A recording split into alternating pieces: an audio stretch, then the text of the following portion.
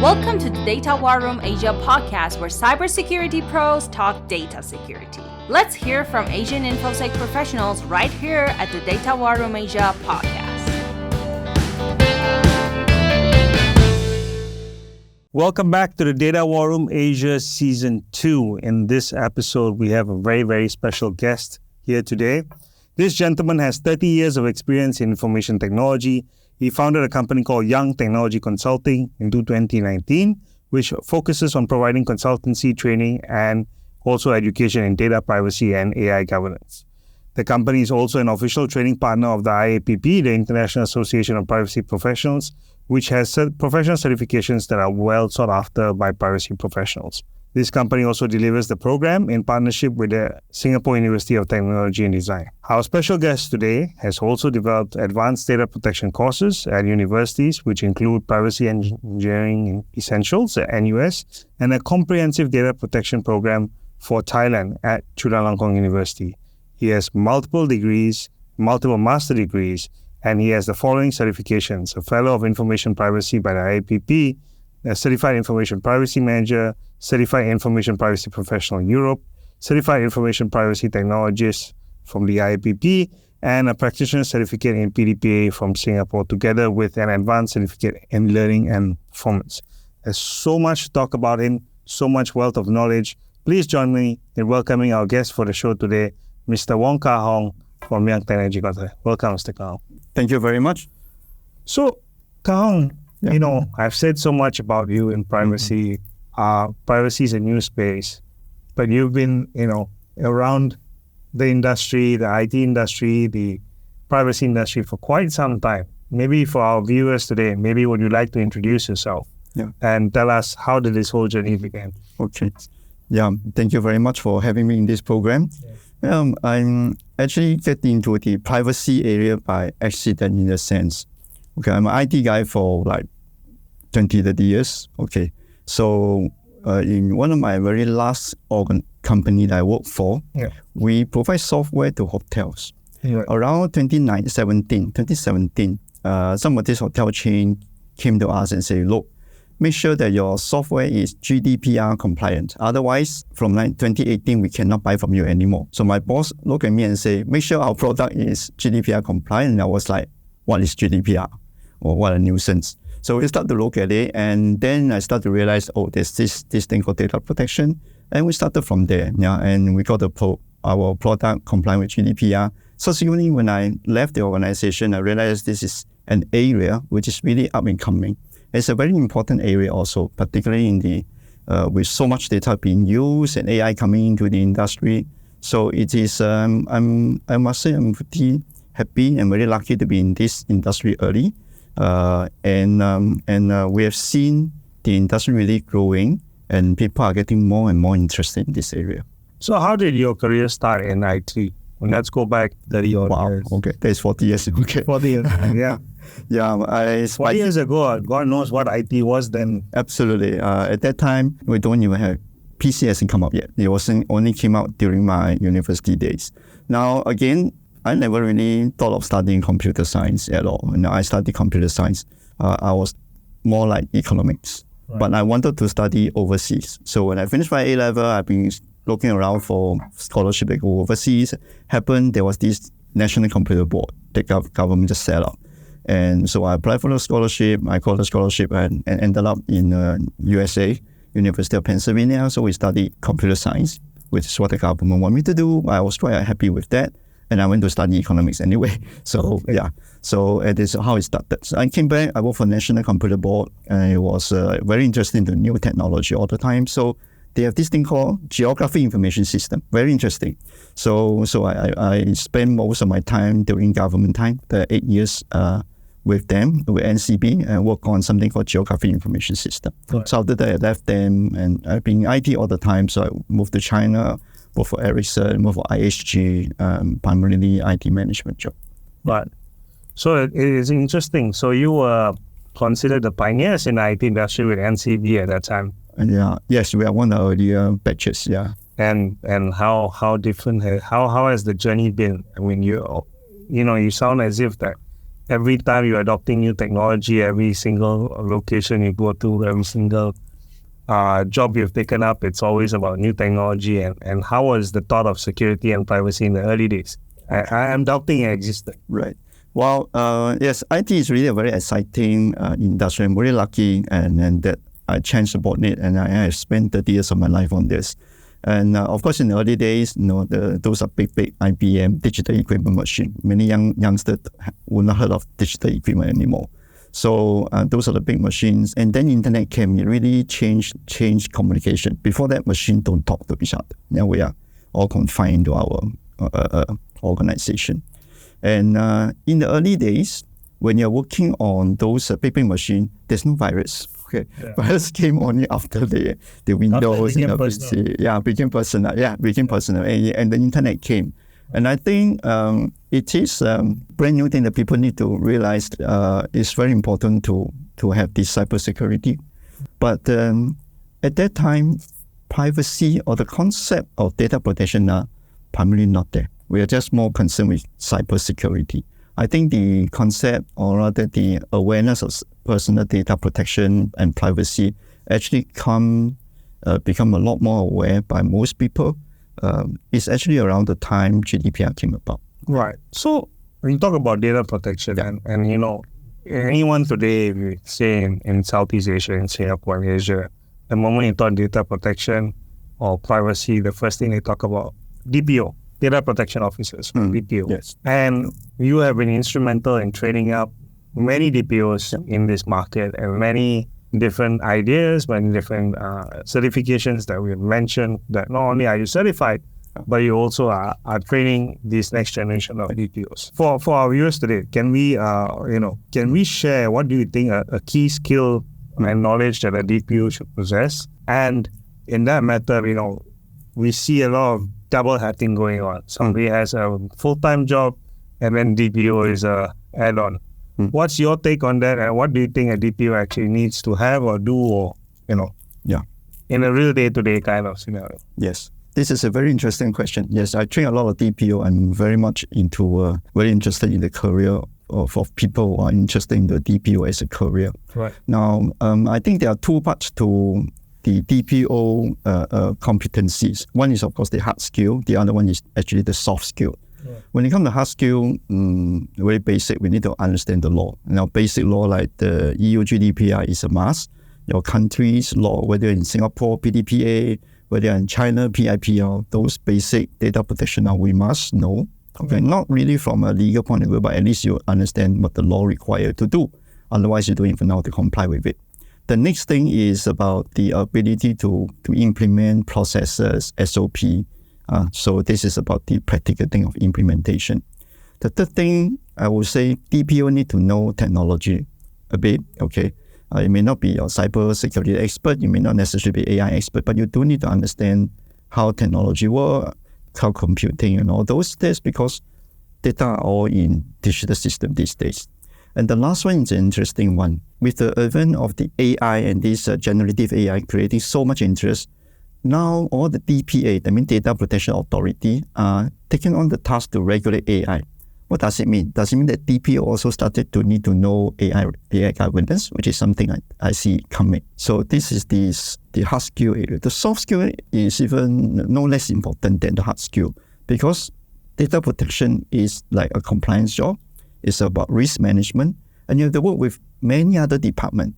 Okay, and your people skill, your ability to your stakeholder management skill, your ability to reach out to people, to persuade them to comply, it takes a lot of soft personal skill to be successful in this job. So, in general, people say that, okay, DPO comes from the legal team, DPO comes from the technology team, DPO comes from the product team, DPO comes from the risk management team.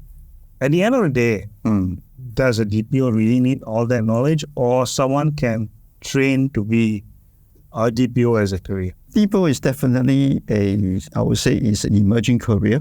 Yeah. I sometimes joke with my students, tell them, look, there's no law to require HR director. There's no law to require IT director, but there's a law called you must have a DPO in the organization. So it is very interesting. That means you sort of guarantee a job, okay? Right. Except that whether the job is full-time or or double-headed job is a different story. Okay, so it is a career, and DPO need to work with many other departments. One of the most important departments is your IT security. Right. Okay, you do not no security, no privacy. Put it this way, and no security, you cannot protect your data.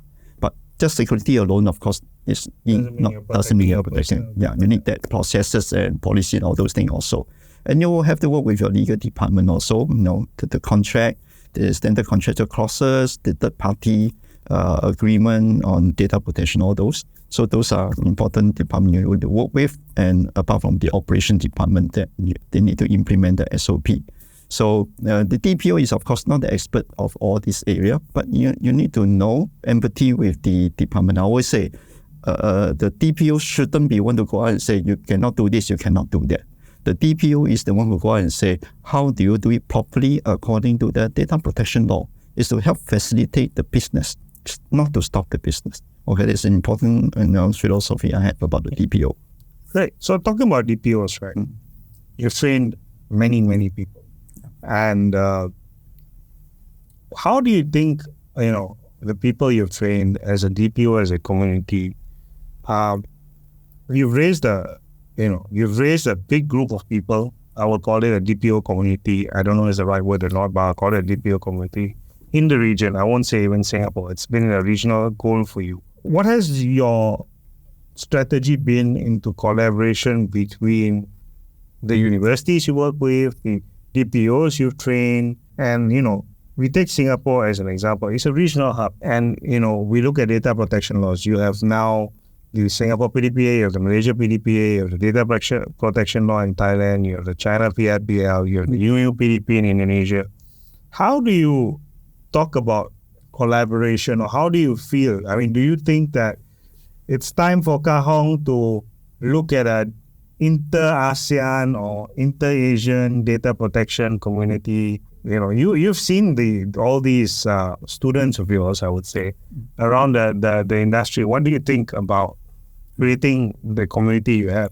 Okay, that would be nice, but it is something that I think is more in the future. I mean, Right. currently, to be frank, a lot of countries like other than Singapore, if you look at ASEAN, even look at China, there are still not that many trained DPO. Right. Really not. And there is not enough supply of DPO in the market. When I say supply, that means you have to be competent enough to know the law, to have experience to be able to roll out a data protection management program. So that is still the first step in many countries. Singapore we are really lucky. We have government who is our PDPC is pushing out, has pushed out this training program, and our government is very supportive of us citizens to retrain ourselves, get into new areas. So we have a lot more people who have been, I would say, formally and properly trained. For example, the IAPP program, we are doing very well in the region, and this helped to create a critical pool of people. And I think with that, and then they will be able to start manage let's say the ASEAN area. Okay, so because different countries keep coming up with new country coming up with the law. Right. DPO need to keep updating themselves to be aware of the law. Now, some of these countries, the law has a jail term. Okay, if you are seriously negligent or incompetent in carrying out a job. So some of these do have legal liability. They have to be aware of that. Singapore law, we don't. So the DPO will not go to jail if there's a data breach situation. Okay, so let's take from there. You talk about different countries having different laws, right? And we talk about even bringing the EU GDPR into the game because it's cross-border, right? It goes beyond you. You've worked with organizations, you've worked with DPOs. Yeah. What would you advise, organizations, or how do you help organizations navigate this complex road of PDPA, the different regulations? Today I'm a DPO, or I've been enrolled as a DPO, Yes, okay. right? Because I generally feel that a lot of people say, no choice, I've been appointed as a DPO, Yeah, right? yeah. Enrolled as a DPO. How do you comply with multiple different privacy laws, and sometimes, they're even conflicting, right? Okay. Right? Let's see. Now, EU GDPR generally is being considered the so-called gold standard in the data protection law. I would say that a lot of these data protection law, they have more similarity than differences. Firstly, they all have the basic same principle: the accountability, transparency, purpose, consent, legal basis of processing. All those principles are what we usually call fair information processing practices. Okay, from very early days. So you see it in practically all the data protection law. Then we have data subject rights. The rights to gain access, correction, portability, or deletion, and all those. Not all countries have all those rights, but generally it is the access right, notification, consent, this or that. So these are commonalities that you can really form a common base for most of the program that will be usable in many, implementable in many countries. The most difference, the area with the most difference actually in the penalty. Different countries will have different penalty based on the amount and all those things. And that is pretty local. Okay, so it is possible to roll out a regional program based on common like GDPR as a base, and you just adjust the local primarily on how you respond to the penalty and to those areas. So it is very possible to have a. What about enforcement? Do you think that I mean, there are countries that have come up with PDPA laws earlier than countries that have just come up with PDPA laws, and the challenge that we've noticed around is because there's too much enforcement, in some cases lack of enforcement. Does that mean privacy is more important, or data protection is more important in some countries, or less important? Or do you think it's because of the size of the countries or the education that matters before enforcement takes place? Oh, this is a complicated question. If you look at it, we heard of sensational cases like 1.2 billion euro fine for the Meta, 746 million euro fine for Amazon, 100 million euro fine for Google. And this all happened in Europe and EU GDPR. Okay, so they are big number. And to be sure, this company will fight the authority in the court. So it's going on. In Asia, you see that we don't actually have that kind of very big fine so far. Now, in terms of in Asia area, many of the laws are still relatively new. Of course, we have some, the earlier one are Malaysia, Singapore, Philippines. Our law is in Malaysia is 2010, Singapore is 2012, enforced 2014. Philippines also around there. And then the Thailand law is only came into force last year. China law came into force 1st November 2021, Indonesia will be enforced 2024, and so on and so forth. Now, in terms of enforcement, different countries has done it really differently. Singapore is very systematic, and we do it on a very rigorous and structured and systematic basis.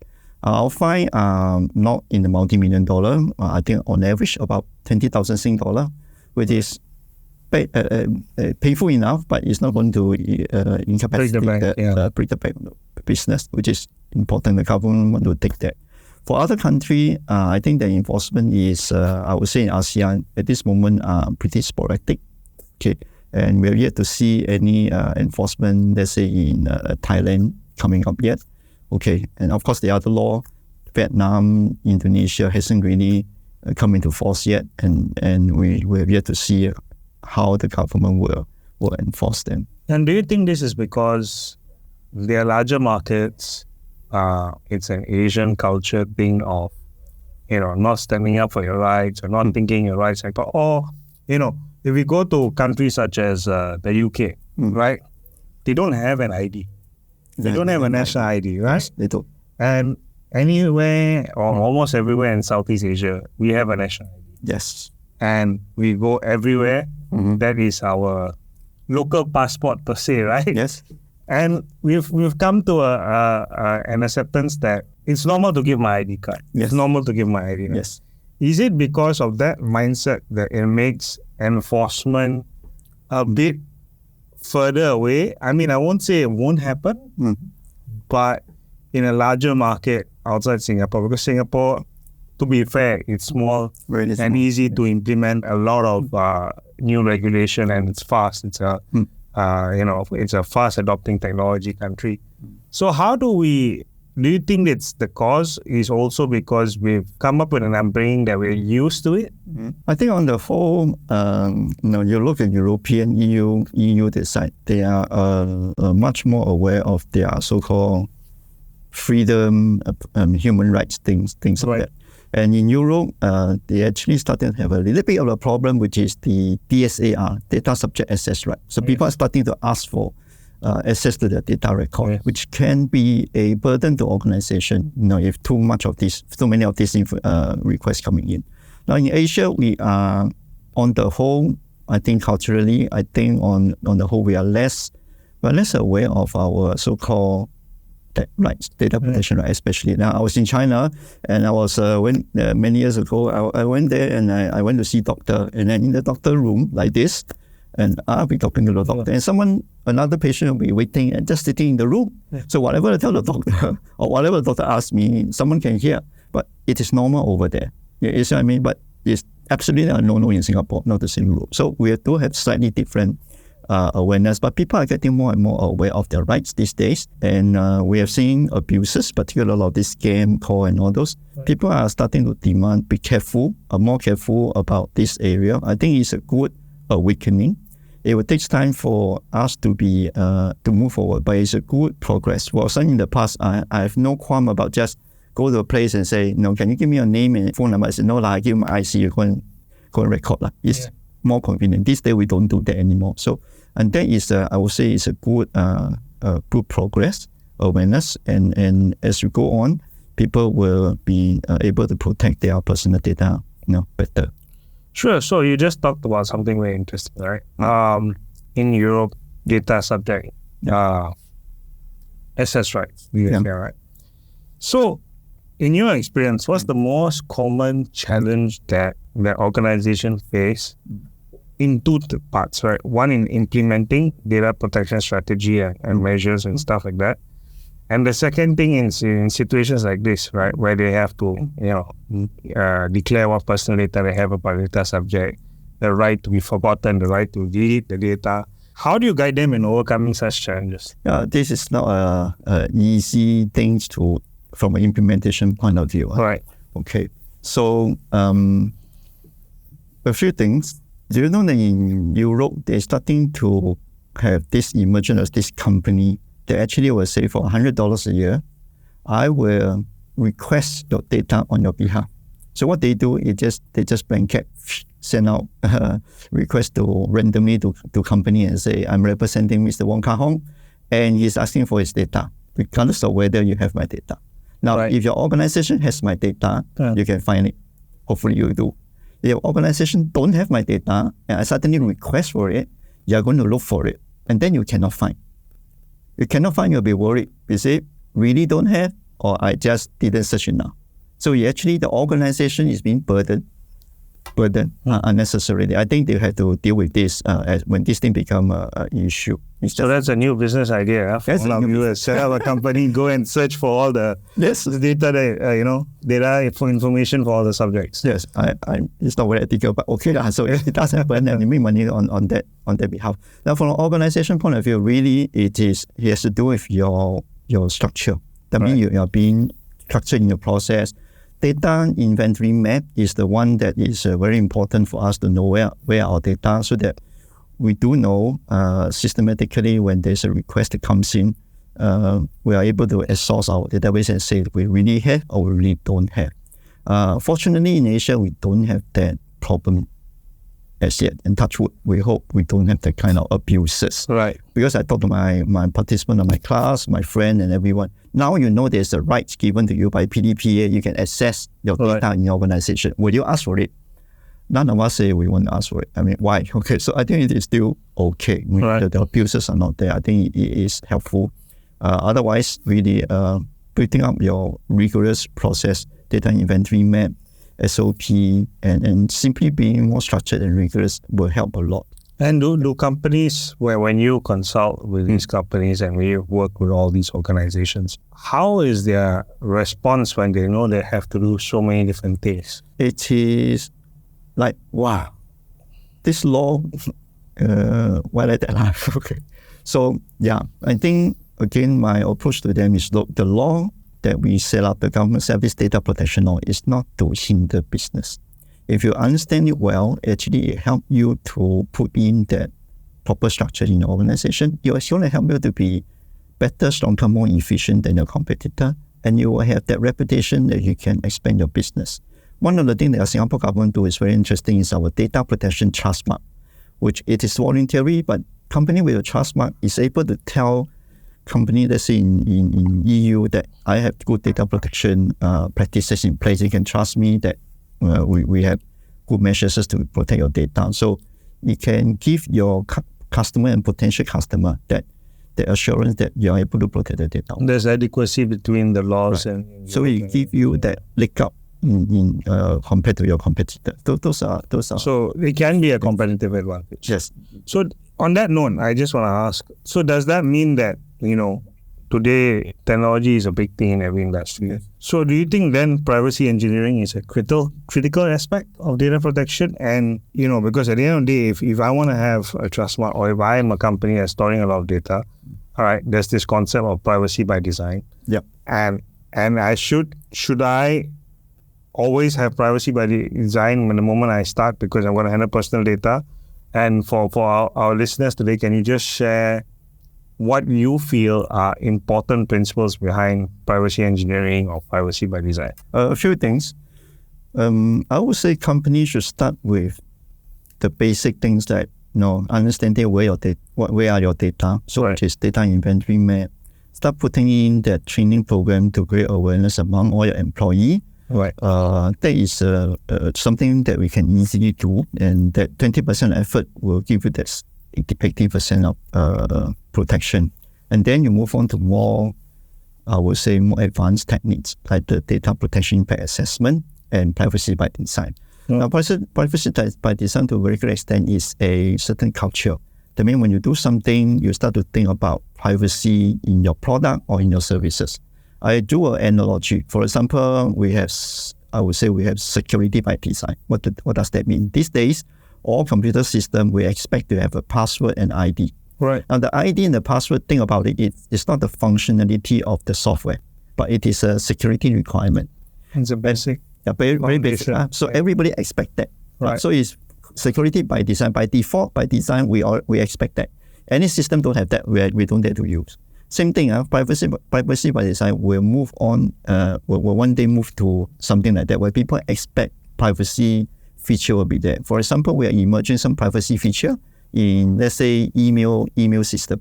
When you key in too many email address in the TO field, the system will pop up a message and say, you are keying in too many email addresses, and they can see each other, are you sure or not?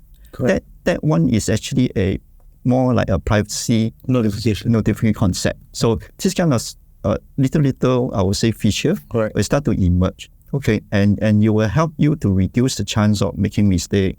Like, for example, even sending an attachment and with a lot of personal data without encryption, all those, the system may check and then remind you and say, are you sure or not? So this kind of privacy feature will help to reduce all the data breach risk. And I think, to be frank, many organizations are still not yet able to move into the data, I would say, data engineering, data privacy, data by design, privacy by design area yet. They need to really start many still need to start with the really basic data protection management program, data SOP in proper place, maintain their data inventory in proper place. That 20% of it is going to help the 80%. I'm going to throw up a very difficult question. Okay, let me try. Today, there's so many data breaches in the world. So many personal records being breached. Yes. Even in Singapore, we've had big ones. Yes. Right? From healthcare and more. Yeah. So if my data is already out there, yeah, and I've already been breached, yeah, what's there to protect? Okay. I mean, I'm just throwing out here. I know it's a difficult question. I put it this way. Let's say I have some money in different bank accounts. So just simply because I have one bank account being breached and some money disappear, I am not going to stop protecting all the other accounts. In fact, I want to look at how it happened, and I want to increase my awareness and protection of the remaining things I have. But my personal data is fixed, right? I mean, I'll give you an example, right? Because I just had someone ask this question the other day. My name, my date of birth, my address, all leaked. Yes. I'm not going to change house because of it. You can't change. I can't change my ID number. Yeah. I can't change the day I'm born. I'm not going to change my name. Yes. But that's my personal data. It's out there. Yes. Then do I really care? Should I really care as a privacy? And on the reverse side of it, as an organization, yes. I mean, someone already leaked it. Then why do I have to protect it? It's the same information. Like I say, it's certainly still going to be helpful so that you prevent more leak to more organization. You're right. The moment your personal data is out there, you can't, in a sense, you can't protect those already out there anymore. And the interesting thing about data protection, the personal data is, unlike transaction data can get old. Personal data don't get old. Your name, your date of birth. Only we get old. Right? You don't change. You get old. But you don't change your name. Right. You don't usually change your name. You can't change your date of birth. Your NIC you can't change. Yes. So those things is out there. It's out there. Transaction data, I say, 3 years ago, 3 years ago I bought this. Never mind, these are old data. Right. So personal data is an issue. They live with you for the rest of your life. Yes. So yeah. So sorry, it's out there. All of us are already out somewhere. Okay. Yes. So the only, but it doesn't mean that we will stop protecting further. Hopefully, less making it more difficult for new guys who want to collect our data. There are some data are, I would say, more damaging than others. Correct. Okay. Just know your name and know your date of birth may not be able to allow the hacker to do too much. But knowing your credit card number, your password into someone else's account, that is the tough one. So at least that one you can still change. Yeah, if it's good out there. Now, there's the government, I would say it's good for all the authority to have this data protection law. Come to think about it, if there's no such a law, and if I'm a company, I didn't put enough security measures and then data being breached, what do? I just say, sorry, law.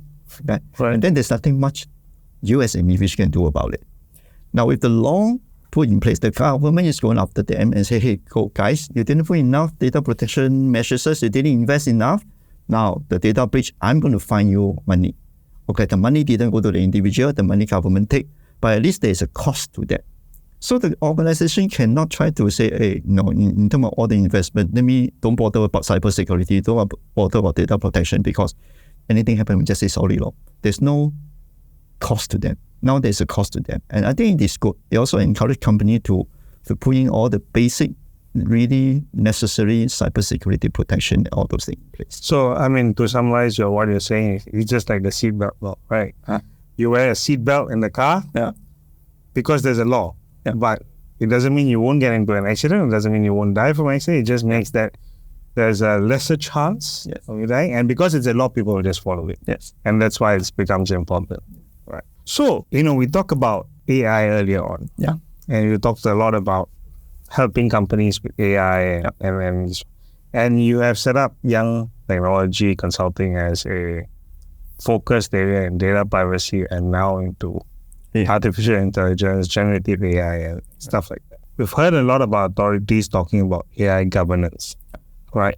Maybe can you share more what AI governance means from a privacy perspective? Because again, a lot of question marks come in the head where we start from. And then what is the right balance? Because AI, I won't even say it's the future. It's here today. Yes. It's being used today. Yes. So where do we stand and what has privacy got to do? Let me start by looking at some of the government has done with this generative AI, ChatGPT that came out. Do you know that ChatGPT was earlier this year was being banned in some public school in New York? The Italian government banned ChatGPT and finally they released it. Now, same for Australia. Right. So a lot of countries, some government has been pretty jittery, or rather they have this knee-jerk reaction about this.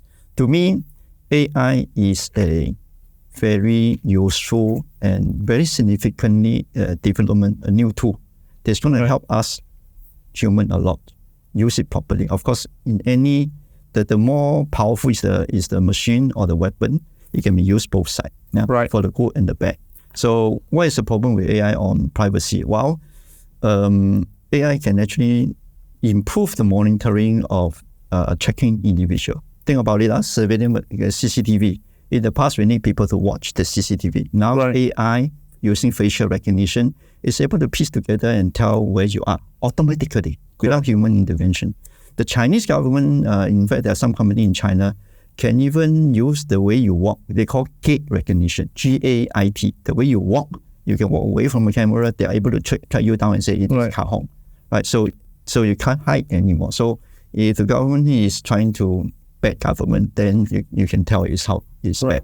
Another area of AI is the deep fake. Deep fake is to plant your head on somewhere else, and you really can create a lot of problem because it is very difficult for a layman to prove it is not me. So it can cause significant damage. So these are areas in which abuses can come, and it really have to be regulated. Okay, and organization, whether they are negligent or whether they are deliberate, they should have a law to penalize that, even jail term. Okay, so when it comes to AI governance, what are some of those things the government are working on?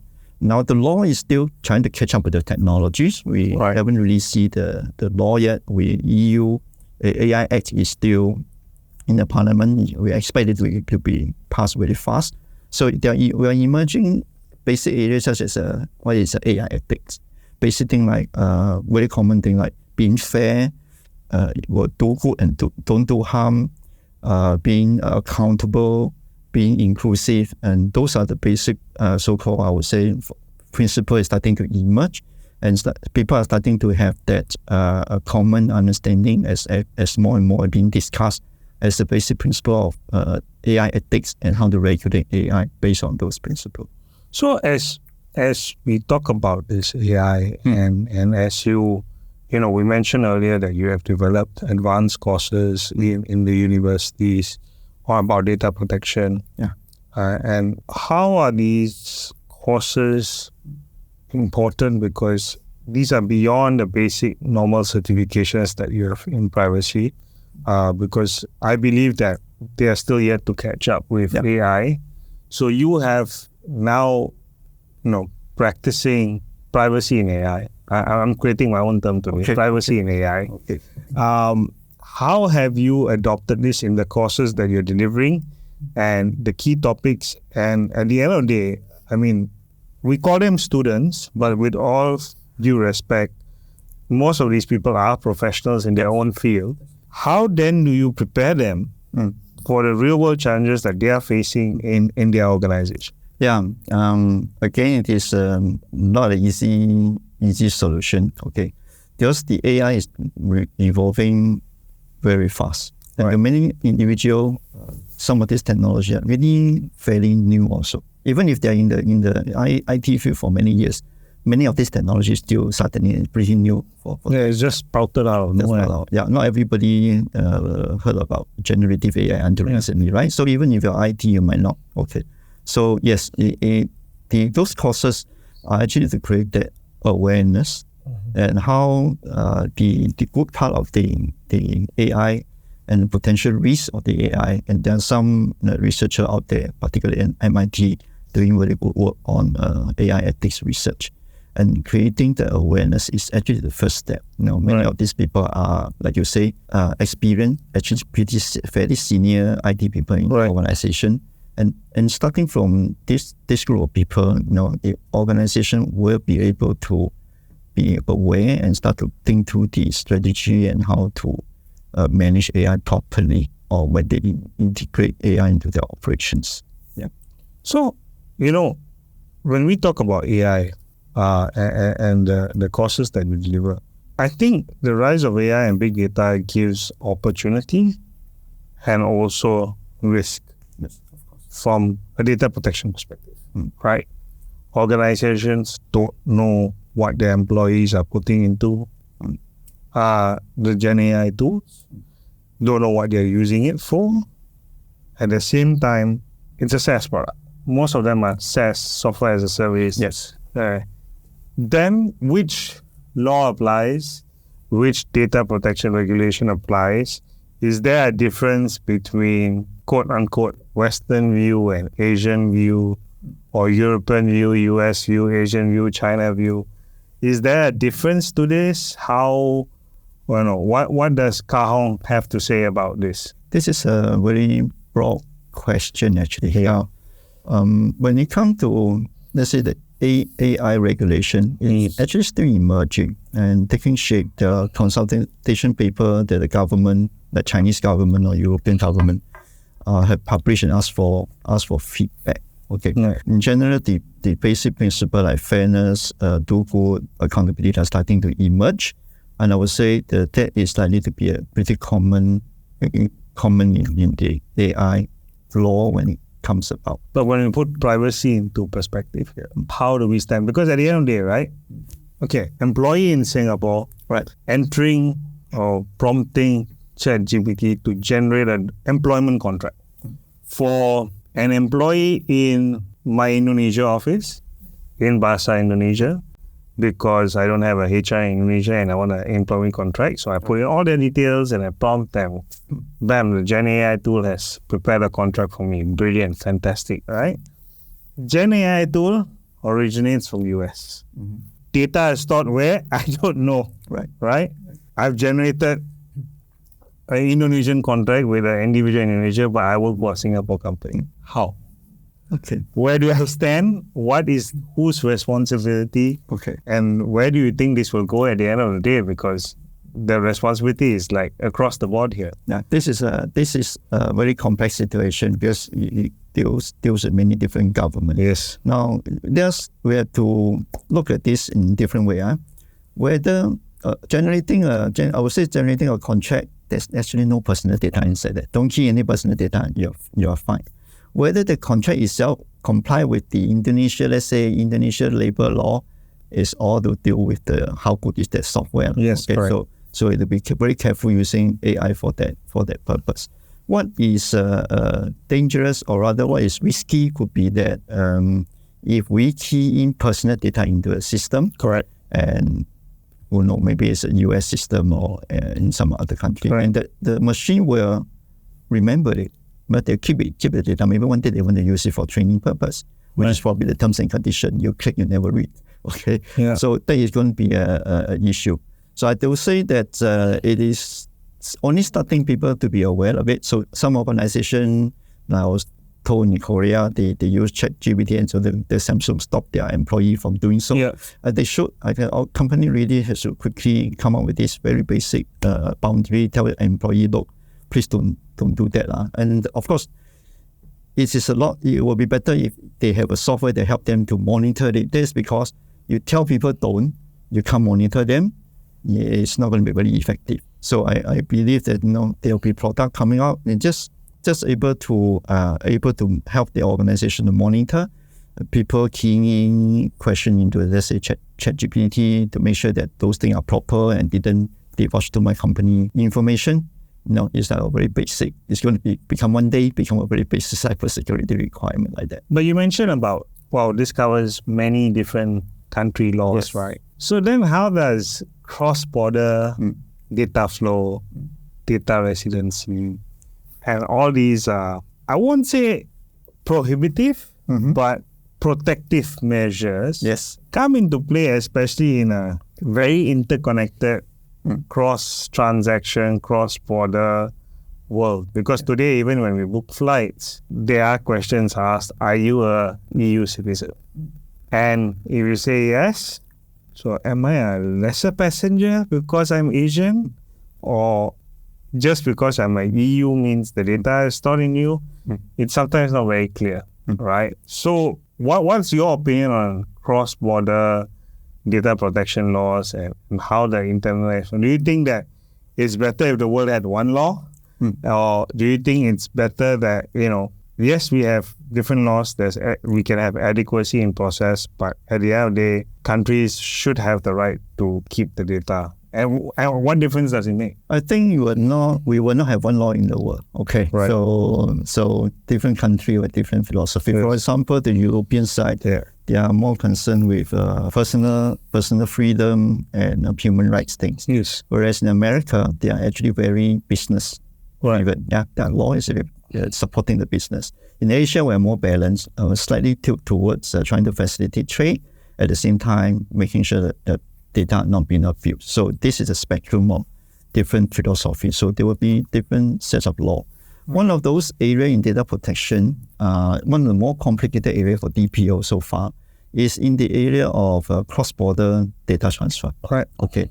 And in this regard, the very basic thing is, of course, you may have adequacy decision by EU. Yes. To me, I find that is a bit arrogant. Okay. It's I think you're good enough. Okay, so that we can transfer data to you. So you'll find that China don't have that adequacy decision. They just say that you have to make sure the other party is good, implement standard contractual clauses and all those things. Singapore is the same thing. Yeah. So when you deal with third party in another country, this data transfer is actually today is an issue that DPO need to grapple with. I will hope that measures such as the APEC, CBPR, cross-border, privacy regulation, that help to facilitate the transfer of data across multiple countries. The kind of international agreement will help in the facilitating the transfer of data. It takes time. The CBPR is still not very popularly used yet. So hopefully, over time, more of this multi-nation agreement comes out. It will help to facilitate data transfer across country. At the same time, data breach attacks come from unknown sources. Unknown or even known, maybe, but state-sponsored, non-state-sponsored, unknown hackers, let's call them. And they attack any country, they attack any kind of data. There's ransomware attacks across. From your perspective, and this is an area that I'm quite passionate about, security. Yes. Where do you think that today the targets of these hackers or attackers are primarily going after personal data because there are the laws and there are punishments? Or do you think they're going after because at the end of the day it's important to the business? Few things. Yes. Those so-called state-sponsored attack. Yes. Okay. Those are government level, military. Yes. When we are civilian deal with military, we have no chance. Yeah. Put it this way. But don't worry. But the military is not interested in civilian company, so they just fight among themselves in the cyberspace. Yeah. So never mind. This is a military thing. Yes. Now, when it comes to commercial or rather private sector, I would say the hacker incentive is money. Basically, it's big money. Yeah. Yes. So they are, of course, like in all industry, they are the bigger, more organized hacker group. Right. There are also a lot more amateurish individual thieves. Yes. Okay. And many of them are just by chance. They just go around, they send out the bot, and they just try to find out whether there's any vulnerability in the organization. If they found it, and they can intrude into this, and hopefully ask for some money. Right. Yeah. So a lot of these opportunities. Right. And therefore, I would say that organization, the first thing to protect yourself is really just put in the necessary basic cybersecurity measures in place. Make yourself stronger than your neighbors so that they go to your neighbors. Okay. Now, good point. Only when you are a bigger company, yes, if you are the Coca-Cola, maybe the Amazon, whatever, then the more organized hacker may go and hack you. Yes. But then again, they are more capable. The Amazon, the Google, all those things, they are more capable in protecting themselves. For many of us smaller companies, my advice is please do the basic thing. Please don't take the chance. And I always say, you just like our house, if I have a lock in my door and everything, my neighbor don't have, think about it. If a thief come around and look at it, maybe you try your neighbor. It's always the window that's open that they go for, right? So do that. It is, again, the 20% can protect you for 80%. The remaining may be very difficult because they are very advanced, but hey, doesn't happen all the time. Some people call hacking or ransomware unethical data monetization. All right, a very complex term for a crime. But at the same time, we see personal data being mined, monetized, or let's call it data monetization. Yeah. And is there, in your opinion and experience, an ethical play here or a responsible play here? Because I thought, or as many people on the street would think, companies are supposed to protect my data. Wow. Then where does monetization come? I will try to understand your question this way. Yeah. All right.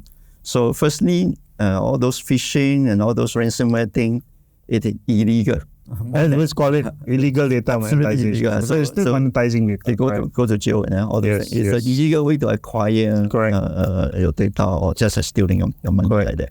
Sure. Okay. Now, on the other hand, proper use of personal data. Right. What can allow an organization to analyze a certain pattern? Okay, understand the customer better, and it can allow them to also offer a customized or improved product that suit the customer better. So it's simply how you use the data properly. Right. Now, the data protection law basically say that organization, you want to do that, you have to do it responsibility, you have to do it with the awareness of the individual. They may ask for consent, all those things. Right. So you do it properly, and then again, the organization can actually use the data properly to come up with useful, new generational product that will serve the customer well. The basic thing about data protection is to make sure that you don't intrude into the privacy without the other party knowing it. You just ask. Very simple thing. Ask, and most likely you will be granted. Right. Yeah. Is that why we have so many privacy policies on every website? That is because of the cookies requirement, primarily from EU GDPR. Just now you mentioned, if they ask you a question like, are you an EU resident or something like that? Actually, that is not because you are Asian, you are less important as a person. It is actually the EU GDPR very strict. So the moment I ask you, are you EU resident, I will bring you to a different data privacy statement. Okay. Which is a lot more, you have a lot more rights. Right. But you are Singaporean, then the PDPA, for example, do not have that many rights for you. So your privacy statement also different. So this is your PDPA for Singapore, you're Singaporean, you have 4 or 5 personal data subject right, click agree. But your EU, you have all these eight rights for you. This is what you can exercise your right. You sort of agree. So this is why organizations need to learn how to do that. And you look at SIA website, which is I usually like to use that to demonstrate for my SIA is Singapore Airlines. Singapore Airlines. And if you look into their privacy statement, the first question they ask you, are you like California resident? Yes, you click here and they bring you somewhere else. Right. If not, you go continue EU GDPR, and then they have another section that say, you're China, click here. Thailand, click here. Indonesia, click here. It's no end to it. Yeah.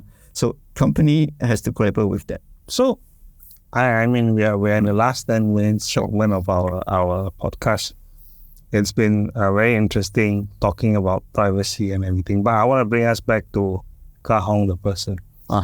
And, you've launched something upcoming in Thailand. Mm-hmm. Maybe you can share more about it and why Thailand. I started to expand beyond Singapore market into Thailand, right. Primarily because Thailand law came into force last year, 1st June 2022. Yes. Okay. And the people start to be more aware of it, and it helps to start to create some awareness there. So my strategy is always to work with the higher learning institution. So I went to, with some connected with Chulalongkorn University, and we started some program there. And we've been doing one conference earlier in May. Now we're doing one on the 30th of August. The topic is privacy in the AI era. Right. And I think with more ASEAN countries coming out with the law, it will help to create the awareness. And all of us will be on a higher level as a whole in ASEAN on the data protection and privacy area. Not many people have the passion you have for data privacy.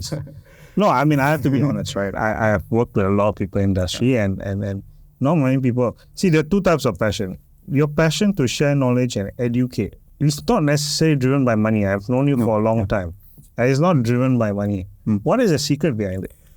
I don't have a secret behind that, but firstly, I love this, okay? And I love to see my participants in my class do well in the exam, and they come back with their practical question, and we help each other. Now, I must say, sometimes we have a community of group, and sometimes some of the questions they ask, I can't answer, but the good thing is other people can help to answer.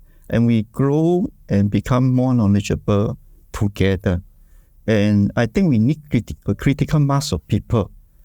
Today, I still find that the market lacks this critical mass of people. Right. Singapore is better, but if you look outside of Singapore, Indonesia, Thailand, Malaysia, and let's say Philippines or even China, they really haven't reached that critical mass of people with enough competent knowledge about data protection. So market, they still need to grow. Yeah, but beyond the education, you also consult, you also do privacy impact assessments. How has consulting and doing privacy impact assessments change your opinion or change your approach to this whole education process? All those consultancy project is a good feedback to practical aspect. Right. They help to complement the education part of it. Different organizations sometimes do have different hurdles you need to overcome when you let's say do a exercise called data protection impact assessment. Right. We need to learn to navigate the organization. Cannot find a better word called organization politics. Okay. It is very stakeholder management, all your influence. Bureaucracy. Yeah, it happened. Yes. It's very common. It's happened. I'm sitting there, I'm doing my project. Suddenly you come and say, look, you need to spend time doing DPO. I was like, why? Can I don't do? I try to justify. No, This is very normal. So different organizations will have different things we navigate. So the techniques of doing it is actually fairly standard. Right. But when you go to different organizations, it is the navigating the organization complexity is the one that we really need to work with the local people, the people inside the organization to overcome that. And there's no one-size-fits-all solution. My producer has just given me an eye to ask me a question. Is Kar Hong going to come up with a book?